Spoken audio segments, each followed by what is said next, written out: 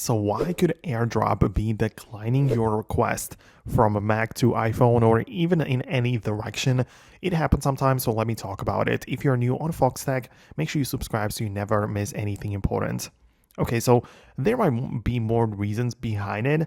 Most likely it's the storage. If you ask me, like usually when I share something from my Mac, which usually has more storage available. If I share like a huge file to my phone, it might happen that it simply doesn't fit there. So you can go to the general section of your settings and manage your storage here to see if that could be the issue.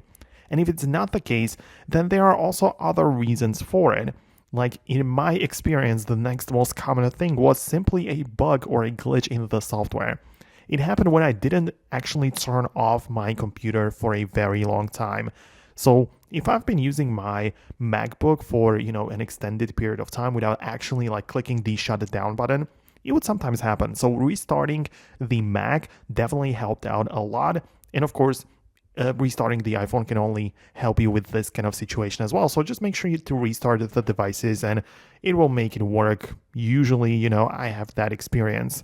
But if not, you should also pay attention to the software update on both your Mac and the iPhone, because obviously if one of them devices is a bit like out of date, then it might cause some issues in there as well. So just do like all of these basic troubleshootings, but at the end of the day, I believe it should work out.